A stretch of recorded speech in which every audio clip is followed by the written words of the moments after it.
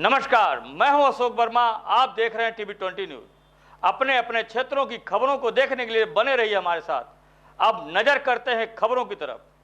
इस खबर के प्रायोजक हैं Purvanchal machinery agencies, Verma tower, Narauli, Tanishq showroom के नीचे, आजमगढ़, जिसके प्रोपराइटर हैं अशोक कुमार वर्मा और मोबाइल नंबर है 9415207728। सेवा सुशासन एवं गरीब कल्याण के 9 वर्ष पूर्ण होने पर आजमगढ़ जनपद की गोपालपुर विधानसभा की तरफ से प्रेस वार्ता कार्यक्रम संपन्न हुआ, जिसमें मुख्य रूप से मोदी सरकार के 9 वर्ष गरीब कल्याण सेवा को समर्पित रहे, जिसमें निम्न बिंदुओं का उल्लेख सत्येंद्र राय, निवर्तमान प्रत्याशी गोपालपुर विधानसभा ने किया। उन्होंने बताया कि देश व दिन नहीं भुला है। जब 1 रुपये भेजा जाता था तो 15 पैसे लाभार्थी तक पहुंचते थे। अब 100 रुपये चलता है तो 100 रुपये सीधे लाभार्थी तक पहुंचता है। देश व दिन भी देखा है कि पोलियो, टिटनेस, बीसीजी की टीके आने पर 50 वर्ष लगे, लेकिन मोदी सरकार ने कोरोना का टीका रिकॉर्ड समय में बनाकर पूरे देश को पूरी रोज लगवाकर तथा अन्य देशों में भी इसको भिजवाया। आवास निर्माण में क्रांति, घर घर जल पहुंचाना, शौचालय का निर्माण लगभग प्रत्येक घरों में हो गया है या चल रहा है। जीवन रक्षक दवाएं अब 50 से 80% तक सस्ती हो गई हैं। 2014 में 12 किलोमीटर की रफ्तार से सड़क ही बनती थी, अब 40 किलोमीटर रफ्तार से प्रतिदिन सड़क बन रही है।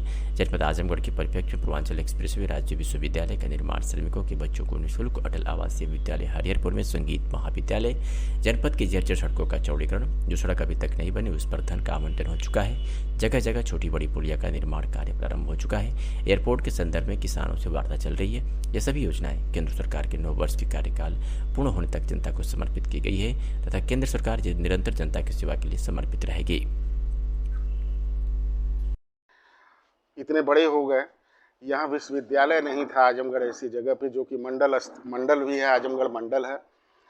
और मोदी जी ने, पिछली बार आपने देखा होगा कि अमित शाह जी ने, हमारे गृह मंत्री, उन्होंने जो है शिलान्यास किया था महाराजा सुहेलदेव के माध्यम नाम से, जो है अगवेलपुर में जो है एक विश्वविद्यालय देने का काम किया भारतीय जनता पार्टी ने, मोदी जी ने, योगी जी ने।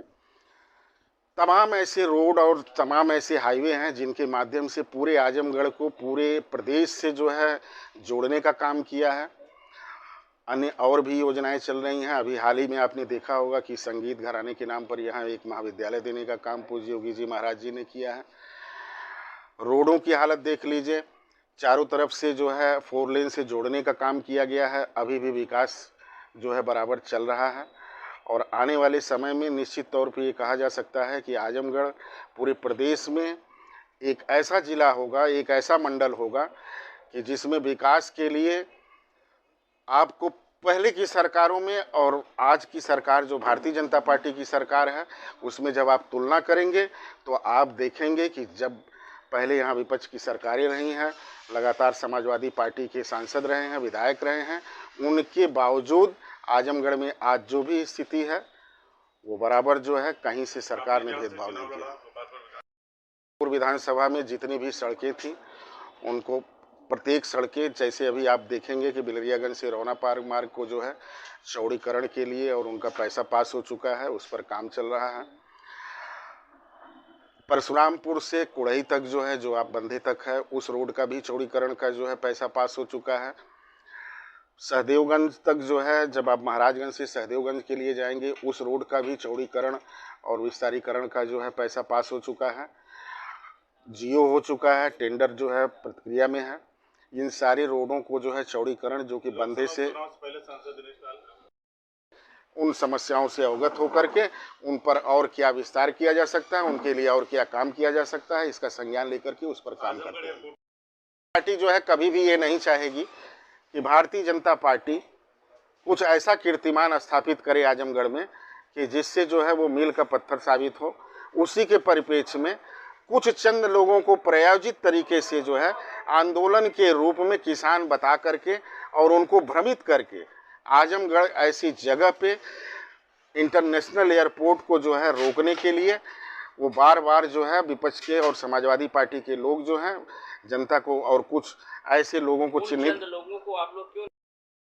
चूँकि मेरी विधानसभा गोपालपुर है और मैं माननीय सांसद जी, हम लोगों ने जा करके वहाँ पर खुद जो है सारे लोगों से बात किया था और वहाँ स्थानीय तौर पे जा करके वहाँ हमने वहाँ निरीक्षण और वहाँ हम लोगों ने निरीक्षण भी किया कि क्या वजह है, कहाँ पे जो है आबादी है और कहाँ जो है लोगों के घर जा रहे हैं और किस तरह से विस्तारीकरण हो कि जिससे कि विस्तारीकरण भी हो जाए, इंटरनेशनल एयरपोर्ट भी बन जाए और किसी भी इस तरह के भी वहाँ के नागरिकों का नुकसान ना हो।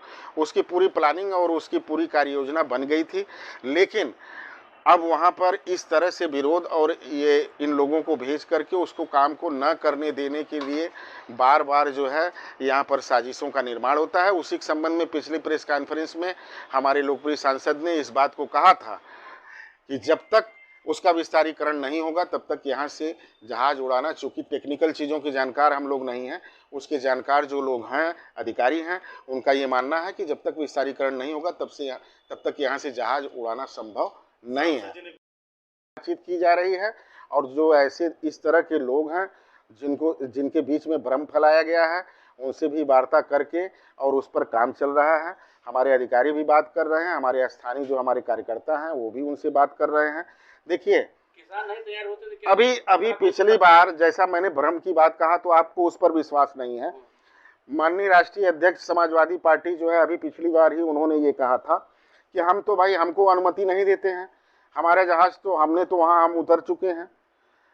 तो ये उनका चार्टर्ड प्लेन होता है, वीआईपी प्लेन है, वो सिर्फ अपनी सुविधा की बात करते हैं।